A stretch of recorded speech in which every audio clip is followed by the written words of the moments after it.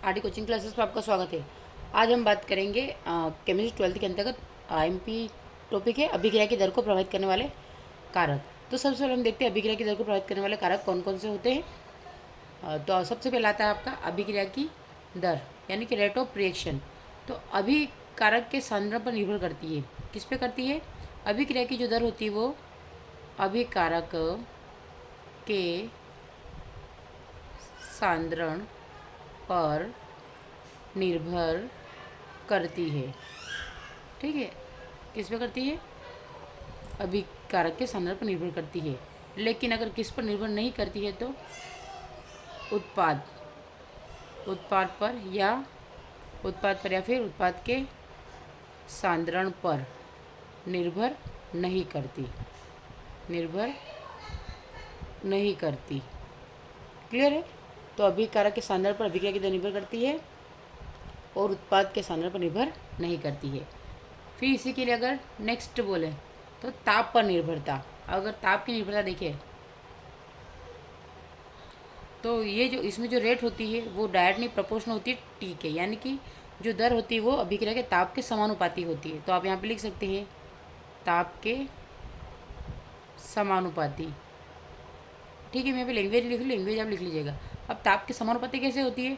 क्योंकि मान लीजिए आपका टेम्परेचर टी अगर बढ़ता है, ठीक है, तो आपकी रेट भी क्या होगी? बढ़ेगी। इसलिए अभिक्रिया की जो दर है वो किस पे डिपेंड करती है? ताप पर डिपेंड करती है। तो ताप बढ़ता है तो अभिक्रिया की दर बढ़ती है, और अगर ताप घटता है तो अभिक्रिया की दर भी घटती है। क्योंकि टेम्परेचर बढ़ने पर इसमें क्या होता है कि जो अणु होते हैं यानी जो पार्टिकल होते हैं उनकी गति बढ़ जाती है। तो इसमें आप लिख सकते हैं कि इसमें अणु की गति बढ़ती है। क्या लिखेंगे? इसमें अणु की गति बढ़ती है। क्लियर है? फिर नेक्स्ट देखते हैं इसी के अंतर्गत फिर आएगा उत्प्रेरक की उपस्थिति। अब हम देखते हैं उत्प्रेरक की उपस्थिति के बारे में।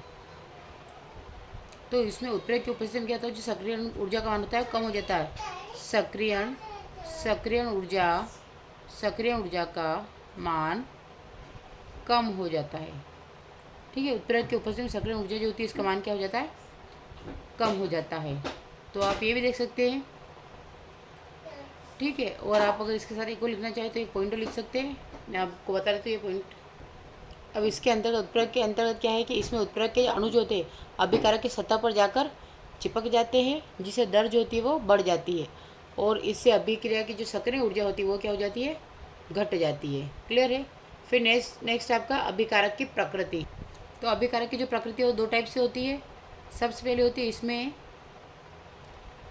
प्रबल आबंध के बारे में, और सेकेंड होती है आपकी दुर्बल आबंध के बारे में। तो अगर प्रबल आबंध की बात करें तो इसमें जो बंध होते हैं तो बंध टूटने में अधिक समय लगता है, क्योंकि जो स्ट्रॉन्ग बॉन्ड होगा उसे तोड़ने में अधिक टाइम लगेगा। और इसमें जो बंध होते हैं तो इसमें लिख सकते हैं कि बंध टूटने में कम समय लगता है। ठीक है, क्लियर है? क्योंकि जो स्ट्रॉन्ग होगा उसको तोड़ने में टाइम लगेगा और जो वीक होगा उसे आसानी से तोड़ा जा सकता है। फिर नेक्स्ट आता है आपका, और यहाँ पे क्या, अगर बंध टूटेगा तो यहाँ पे क्या होगा? अभिक्रिया की दर जो होगी वो फास्ट होगी, यहाँ पे रेट क्या होगी? स्लो होगी, और यहाँ पे रेट क्या होगी? फास्ट होगी। तो आप बोल सकते हैं कि प्रबल आबंध में अभिक्रिया की दर कम होती है और दुर्बल आबंध में अभिक्रिया की दर अधिक होती है। अब आता है आपका पृष्ठीय क्षेत्रफल। अब हम पृष्ठीय क्षेत्रफल की बात करते हैं। जब दर बढ़ेगी तो पृष्ठीय क्षेत्रफल भी बढ़ेगा, और पृष्ठीय क्षेत्रफल कम होने पर अभिक्रिया की दर भी कम हो जाती है। मिलते हैं नेक्स्ट लेक्चर में। Thank you for watching.